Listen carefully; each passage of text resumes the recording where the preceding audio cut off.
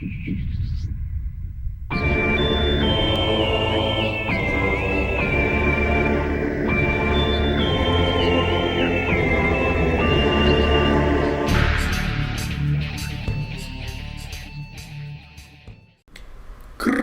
and welcome back, gentles and ladiesmen, to episode 18 of Let's Play Metroid Prime 2 Echoes. I'm ExoParadigmGamer, and kicking things off today, ladies and gentlemen, we have the boss of the Dark Torvus Bog.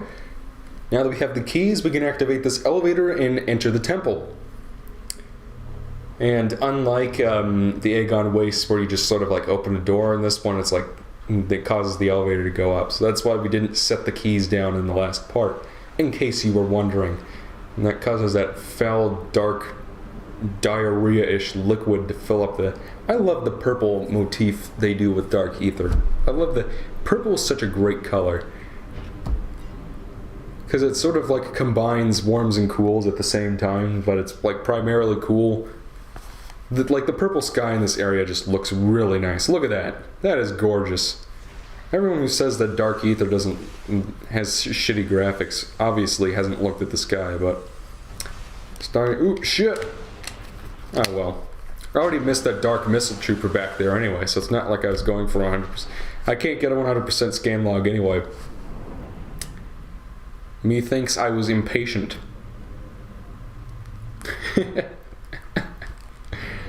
At any rate, this boss can go on long if you don't know what to do. Which is why, and even when you do know what to do, it can still go on pretty long. So that's why I decided I wanted this to have its own dang old part. I didn't want to combine backtracking with this.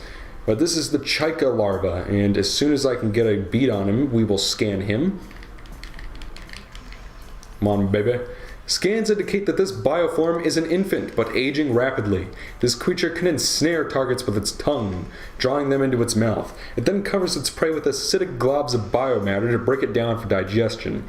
This is an exceptional bioform with both a dark and light nature, and that'll come into play as we fight it. I think those things... Yeah, I guess these are dark shredders. Sort of like Super Shredder from Ninja Turtles 2. The hardy shredder is a favorite possession target for Ing that dwell near the dark water. Dark shredders can lurk in the venomous liquid indefinitely, patiently awaiting for prey.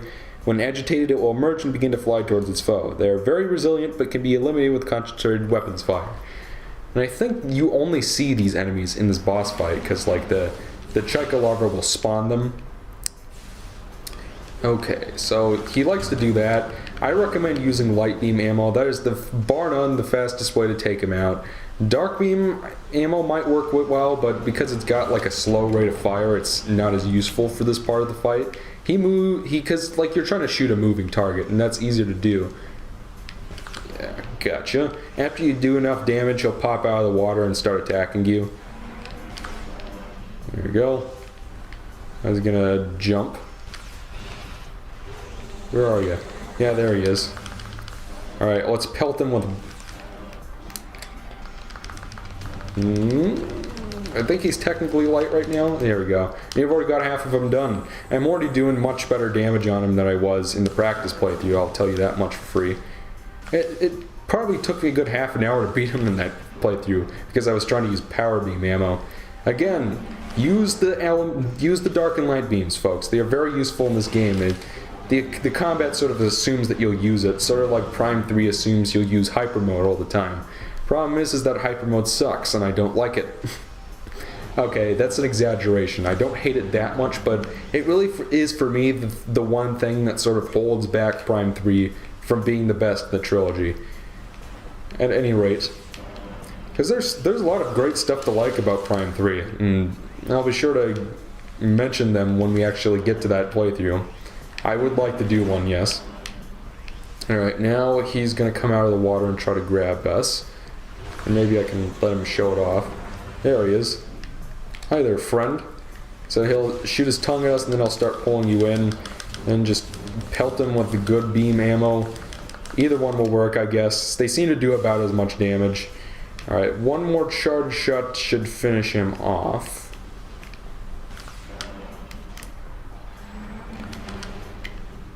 Are you serious? Is he still not dead? Oh, hello there. Got him. I like how he pukes. And I'm not sure exactly how this happens, but he like metamorphosizes in the water. Oh wait, no, it's a separate cocoon. Okay. I'm not sure how I missed that in my, because like my most recent playthrough was my test playthrough, and I guess I looked away from the screen when that happened, but yes, that was the infant, this is the adult. When they finish metamorphosizing, the Chaika comes out like this. This is a Chaika adult, don't you know? By the way, the boss theme here is exceptional. It's probably the final boss theme I like a little more, but the Chaika boss theme is really great stuff. I recommend giving it a listen when you can. They actually, if you're familiar with another Metroid 2 remake by Dr. M64, you will know that for one of the new bosses he added in that game, he actually remixed this theme. Anyway, the Chaika has rapidly aged to its adult form. It will attack by firing high-powered bursts of dark water at rapid speed. If frustrated, it will attempt to dive and ram you. Most of the Chaika's body is vulnerable to weapons fire, but scans indicate that such fire will only stun it. When stunned, however, 4 weak spots will appear. These spots are vulnerable to attack. Target them to damage the enemy.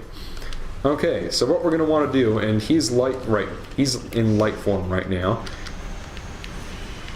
Alright, now that will stun him. Now we can go around back. There should be 4 targets we can hit with our Seeker Missile. I really do like how this boss sort of like pulls together all the upgrades you found in the Torvus Bog, because like we've got our grapple beam points, we've got our Seeker Missile targets, we've got,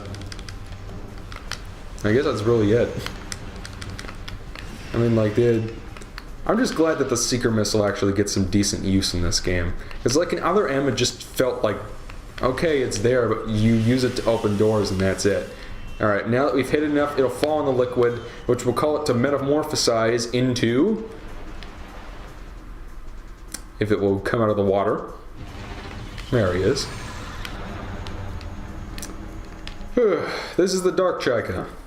The Chaika has recovered and energized its body with dark energy. This energy has rendered most of the creature immune to attack, including its wings. Tactical scans indicate that its egg sac is vulnerable. However, target is too... What? Go back. I don't know. You have... Basically, his ball sack right there. His big, burgeoning ball sack.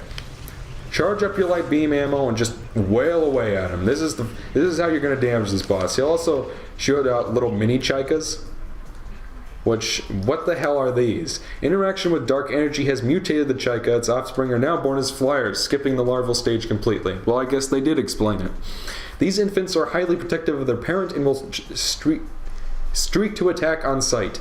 They lack their parents' durability, however, making them easy targets. Basically, they're little mooks, and you kill them. And I should probably be using my Seeker Missile to heed my own advice. Splash damage will help. That's how you're going to be getting your light beam ammo back. After a while, the mutation will wear off, and then he'll return to his light form, in which case you start wailing on him with your dark beam ammo again. And the Dark Burst seems to... Wow, the Dark Burst is really good on him. Let's see. Alright, now we'll use our Seeker Missile again. I think I hit them all. Alright, well, we're going to try that Dark Burst again. I never really thought to try that. There we go. I missed him completely, and he dive bombed me. Yeah, this is a pretty good boss, I gotta say. Like, I mean, like, it's 2 stages, and it can go on long if you don't know how to take care of the larval stage really rather fastly, I guess. But, you know, like, it's a well-designed, fun boss. Alright, looks like we're going to have to hit him again. Oh, boy. I really wish the Dark Beam didn't have such a slow fucking rate of fire. Yeah, it looks like we're going to have to default to super missiles here. What? Okay. Come on, baby. How did that not count? Okay. I guess we're going to be using charge shots because apparently it doesn't like super missiles. I usually don't run out of ammo on this part, so...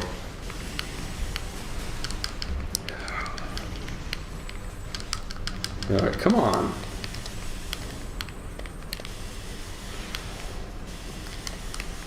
Alright, we're gonna swap the light ammo, because I see no faster way to deal with this guy. Now those little chikelings would have been helpful, I guess, but not now. Stay put! Come on!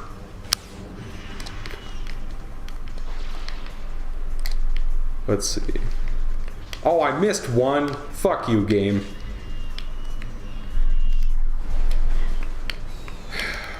Alright. I blame the recording curse.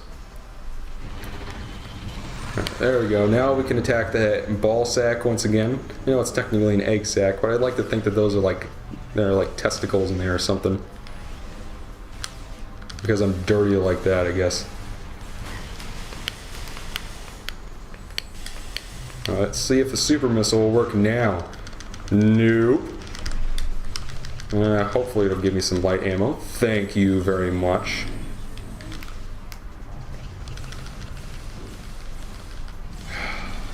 How am I missing every single one of those? Come on, game. There we go. Yeah, don't you love it when it's like swinging like a little pendulum, just barely grazing your shots? Yeah, that's lovely. Anyway, we have defeated the Dark Chica. And now that we've done so, we will be getting a new upgrade that's actually pretty useful in this game. It's going to be key to us finding the Sky Temple keys. Yep.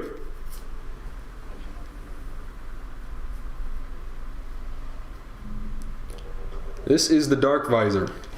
The Dark Visor is sort of like... it's sort of like the Thermal Visor from the last game, but it's a little different. And that's what I really like about Metroid Prime 2, is that... And it kept the good ideas from the first game, but it tried to make it its own, and I like that. I like that they didn't just like outright recycle everything. They like made some changes here and there to make it feel unique. So yeah, it's dead. That's what it says. Now we can swap to this. Like the thermal visor, it'll sort of light up certain things. Basically, there will be invisible things on occasion, and then you can use the dark visor to reveal them. The other visor will be getting lighter, sort of like the X-ray visor, but it's even a little bit different than that. It looks the look of the visor is similar, but you know, like the way it performs is a lot different, and the purpose of it is a lot different. All right, now we can head into the temple and grab the energy. We're gonna be, I say, we'll cut things off when we deliver the energy to the other temple. Then, yeah, maybe this will go on a little, these last couple, I apologize that these last couple parts have gone on a little longer than maybe you would prefer, but, you know, I just sort of want to keep things moving along here. So there we go, there's the energy. We're going to grab it like Nabbit from New Super Mario Bros. U.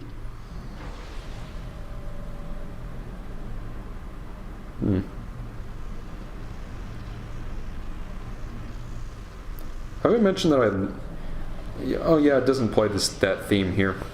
It's like, here it just plays like the normal dark ether sort of music. Yes. And with that, the sky turns red. I love that touch there. It's just like, oh shit, you've done something you really shouldn't have, and now the Ing are gonna get all over your ass. Alright, so now all we gotta do is head back to the Light Temple and return the energy there. 2 temples down, 2 temples to go. Booyah. I don't know, is it worth including this? Because you guys know where the temple is. So I just feel like backtrack to it is... I don't know, I guess... Now that the Ing are like... They're really mad at you and are like all over you, I guess... I don't know, I'll keep it in, why not? You can skip further into the video if you want. I won't blame you. Ouch, that hurt. I like how, because like usually when you fight a boss in the Metroid Prime games, like they disintegrate or blow up or something like that happens to them.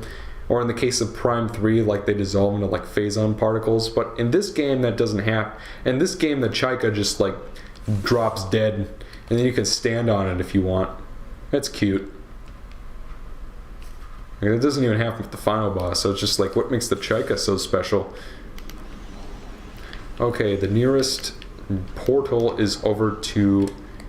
Yeah, I want to shoot the crystal and go up here. Okay. We'll go over here.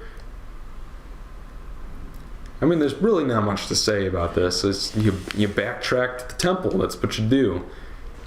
It's just like, on the other hand, I don't want to leave it out because it's sort of like, I don't know, if you're playing the game, this is what it's like. I will say that there is, I do wish that maybe in some instances they had put the portals a little closer to the temple so you don't have to like spend 5 minutes going from the Dark Temple to the Light Temple. That would have been nice.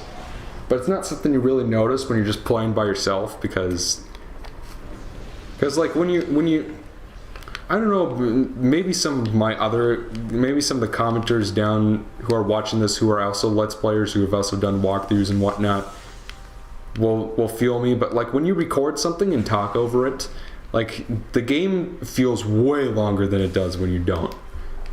Because like you're more conscious of how much time is passing because you have to fill it with your own voice and stuff. It's just like, and when I was doing my test playthrough and going from temple to temple, it's just like it didn't feel as long. You know, the camera is like killing me right now. Come on with this. It's almost as bad as the camera on the mech shooting sections in Sonic Adventure 2, which are so bad. Really, they are. I'm not making that up at all.